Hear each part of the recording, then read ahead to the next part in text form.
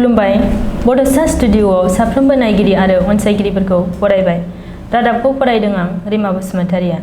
हादर नाङै दिनै सोलोंथाइनि लामा दिन्थिगिरि गेदेमा डक्टर सर्वपल्ली राधाकृष्णननि जोनोम सानजों लोब्बा लाखिनानै गोथार फोरोंगिरि सानखौ फालिनाय बायदिनो दुलाराय बर' फरायसा आफादाबो क'क्राझार सहरनि बागानसालियाव थानाय मिरु एबसुनि गाहाय मावखुलि बड'फा हाउसआव फोरोंगिरि सान फालिनाय जायो। फोरोंगिरि सान फालिनायजों लोगोसे बिटिआर गोरोबथानि गेजेरजों मोननो हानाय बर' बिजोंनि बिथोनगिरि बेखेवनायखौ बरायो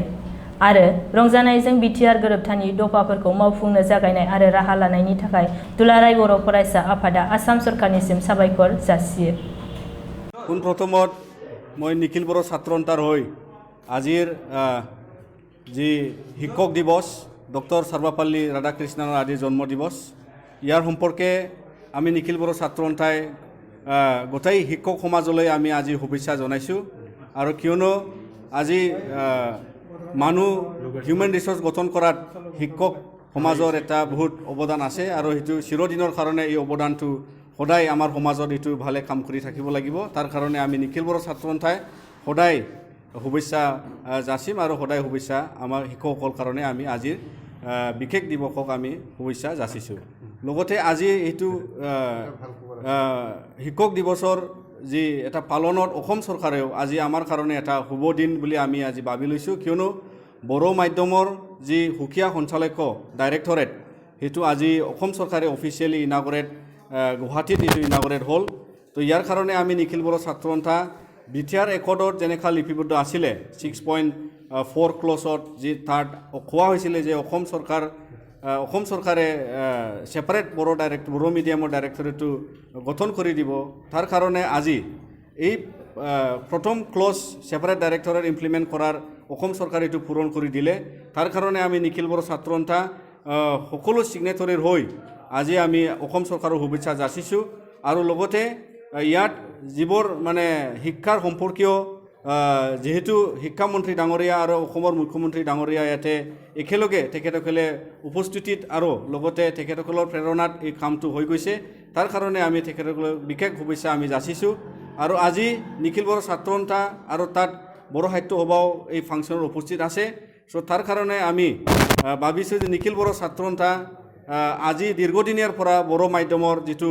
ছেপাৰেট ডাইৰেক্টৰেট এইটো আমি দাবী জনাই আহিছিলোঁ। আজি বিটিআৰ একৰ্ডত লিপিবদ্ধ হোৱাৰ পাছত যিহেতু অসম চৰকাৰে ফৰ্মেলি এইটো ফুল প্লেজেড এটা ডাইৰেক্টৰেটত আজি অনুমতি দিলে আৰু ইনাগৰেট কৰি দিলে। তাৰ কাৰণে আমি বহুত ভাল পাইছোঁ। আৰু নিখিল বড়ো ছাত্ৰ সন্থা আজি আমি আবেলি সময়ত আমি চেলিব্ৰেট কৰিম। গোটেই আমাৰ চেণ্ট্ৰেল ডিষ্ট্ৰিক্ট অফিচ আঞ্চলিক অফিচ য'ত য'ত আমাৰ ছাত্ৰ সন্থাৰ অফিচ আছে তাত আমাৰ গোটেই ছাত্ৰ সমাজে আমি চেলিব্ৰেট কৰিম কেণ্ডেল লাইটিং কৰি লেম্প লাইটিং কৰি আৰু তাতে লাইটিঙৰ দ্বাৰা আবেলিৰ সময়ত এইটো আমাৰ এটা অসম চৰকাৰলৈ শুভেচ্ছা যাচি আৰু লগতে বড়ো মাধ্যমৰ এটা নতুন এটা ইতিহাস হ'ব বুলি ইয়াৰ কাৰণে আমি আজি শুভেচ্ছা যাচিম কেণ্ডেল লাইট কৰি আবেলিৰ সময়ত। তো এইটো আমি নিখিল বড়ো ছাত্ৰ সন্থাৰ পৰা এটা কাৰ্যসূচী পালন কৰিছোঁ। ডাইৰেক্টৰেট যিটো বড়ো মাধ্যমৰ ইয়াৰ ইনাগৰেট হ'ল ভৱিষ্যতলৈ আমি ভাবিছোঁ যে নিখিল বড়ো ছাত্ৰ সন্থা যিবোৰ যিটো প্ৰব্লেমছ অসম চৰকাৰৰ লগত কিতাপৰ অসুবিধা বড়ো মাধ্যমৰ স্কুলৰ কিতাপ শিক্ষকৰ নাটনি বিভিন্ন যি সমস্যা এইবোৰ সমস্যা আমি ভাবিছোঁ ভৱিষ্যতত নিশ্চয় আমাক ছেপাৰেট ডাইৰেক্টৰেট ফৰ বড়ো মিডিয়ামে এই দ্বাৰা ডাইৰেক্টৰেট দ্বাৰা আমাৰ শিক্ষকৰ কিতাপৰ সমস্যা আৰু লগতে বহুত বিভিন্ন শিক্ষাৰ সম্পৰ্কীয় সমস্যাটো আমি মীমাংসা কৰিব পাৰিম বুলি আমি আশা ৰাখিছোঁ। তাৰ কাৰণে নিখিল বড়ো ছাত্ৰ সন্থা সদায় মাত মাতি যাম আৰু এই ডাইৰেক্টৰৰ দ্বাৰা যেনেকৈ পাৰোঁ আমি তেনেকুৱা প্ৰব্লেম চলিউশ্যনৰ কাৰণে আমি মাত মাতি যাম আৰু আলোচনা কৰি যাম। তো ইয়াৰ কাৰণে আজি বিশেষ এইটো দিনৰ কাৰণে আমি বড'ফা হাউচ এপছুৰ হেড অফিচৰ আমি অলপ মানে শিক্ষকবিলাকক মাতি এই শিক্ষক দিৱসৰ লগতে আমি ছেপাৰেট বড়ো মিডিয়ামৰ যিটো ডাইৰেক্টৰেট আজি উদ্ঘাটন হ'ল তাত এইটো সম্পৰ্ক ৰাখি আমি এইটো আজি অলপ সৰুকৈ আমি প্ৰগ্ৰামটো চেলিব্ৰেট কৰিছোঁ। আজি ক'ব গ'লে এইটো যেতিয়াৰ পৰা 1987ৰ পৰা 92 চাৰ্টাৰ অফ ডিমাণ্ডছ আছিল তেতিয়াৰ পৰা যদিও ছেপাৰেট ডাইৰেক্টৰত তাত মেনশ্যন নাছিলে 92 চাৰ্টাৰ অফ ডিমাণ্ডছত পিছৰ পৰ্যায়লৈ আমি যেতিয়া নিখিল বড়ো ছাত্ৰ সন্থা সদস্য হৈছোঁ তেতিয়াৰ পৰা আমি গম পাইছোঁ যে মই যেতিয়াৰ পৰা নিখিল বড়ো ছাত্ৰ সন্থাত আছিলোঁ তেতিয়াৰ পৰা 2000 চনৰ পৰাই আমি গম পাইছোঁ যে ইয়াতে separate directorate for Bodo medium বুলি অসমত এটা নিখিল বড়ো ছাত্ৰ সন্থাই দাবী উত্থাপন কৰি আছিল আৰু আমাৰ এইটো আজিলৈকে যেহেতু 20 বছৰলৈকে এইটো এটা দাবী চলি আছিল ইয়াৰ কাৰণে আজি আমি হুকি যে 20 বছৰৰ পিছৰ হ'লেও বা ইয়াৰ আগতো বহুত কথা সেপাৰেট ডাইৰেক্টৰৰ কাৰণে আলোচনা হৈছিল তাৰ কাৰণে আমি আজি হুকি যে 20 বছৰ হ'লেও 10 বছৰ হ'লেও আজি মানে এইখিনি পদক্ষেপটো অসম চৰকাৰে একৰ্ড হোৱাৰ পাছত বিটিআৰ একৰ্ডৰ পাছত এইটো লোৱা হৈছে তাৰ কাৰণে আমি বহুত ভাল পাইছোঁ কিবা যেটো খুব এতিয়া ৰাইজে বড়ো কছাৰী অটোনমাস কাউন্সিলৰ বিল যেটো অসম চৰকাৰৰ এছেম্বলিত আনা নাই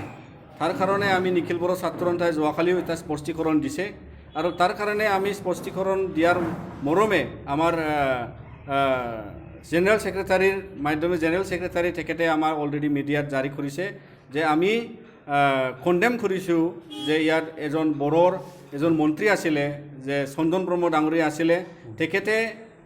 বিলটো আনা নাই বুলি আমি জানাত আৰু তেখেতসকলৰ যেটো অনুভৱ যে তাত বিলটো আনিবৰ কাৰণে তেখেতৰ যি প্ৰচেষ্টা হ'ব লাগিছিল এইটো আমি তেখেতৰ প্ৰচেষ্টা দেখা নাই আৰু লগতে বিভিন্ন সংগঠনে ইউবিপিঅৰ দ্বাৰা তেখেতসকলেও দাবী কৰিছিল নিখিল বড়ো ছাত্ৰ সন্থা বড়োলেণ্ডৰ বাহিৰত থকা বড়োসকলৰ কাৰণে যেটো পলিটিকেল ৰাইটছৰ কাৰণে আমি দাবী জনাই আহিছিলোঁ তো আমি ভাবিছিলোঁ যে Bodo Kachari autonomous council form হ'লে অন্তত অসমৰ থকা বড়োসকলৰ কাৰণে এইটো এটা নিৰাপদ এটা কাউন্সিল হ'ব অটোনমাস কাউন্সিল হ'ব তাৰ দ্বাৰা আমি দাবী উত্থাপন কৰিছিলোঁ কিন্তু তেখেতসকলে আনা নাই তাৰ কাৰণে আমি যোৱাকালিও নিখিল বড়ো ছাত্ৰ সন্থাই চন্দন ব্ৰহ্ম ডাঙৰীয়াক কণ্ডেম কৰিছোঁ যে তেখেতে এই বিলটো না আনাৰ কাৰণে আৰু লগতে আজিও আমি ক'ম যে চন্দন ব্ৰহ্ম ডাঙৰীয়া তেখেতৰ মূল দায়িত্ব আছিলে বড়ো মন্ত্ৰী হোৱাৰ স্বত্তেও আৰু লগতে তেখেতে দীৰ্ঘদিনীয়াৰ বাবে এই সমস্যাটো তেখেতে জানে আৰু অসম চৰকাৰে নিশ্চয় জানে আৰু এইটো বিটিআৰ একৰ্ডত যেটো লিপিবদ্ধ হৈ আহা এটা ক্লজ এটা প্ৰভিজন য'ত মানে বড়ো কছাৰী অটোনমাস কাউন্সিল হ'ব লাগে বুলি তাত একৰ্ডত লিপিবদ্ধ আছে আৰু অসম চৰকাৰে এইটো ৰেডি হৈ আছে অসম চৰকাৰে এইটো যিকোনো প্ৰকাৰত এই একৰ্ডটো ইমপ্লিমেণ্ট কৰা তেখেতৰ ইণ্টাৰেষ্ট তেখেতসকলৰ মুখ্যমন্ত্ৰী ডাঙৰীয়াৰ ইণ্টাৰেষ্ট আমি দেখা পাইছিলোঁ কিন্তু আমাৰ বিভাগীয় মন্ত্ৰী WPT and BCৰ মন্ত্ৰী চন্দন ব্ৰহ্ম ডাঙৰীয়াৰ মানে ইচ্ছা নোহোৱাৰ কাৰণে এইটো নহ'ল বুলি আমি এইটো আজি নিখিল বড়ো ছাত্ৰ সন্থাই নিন্দা কৰিছোঁ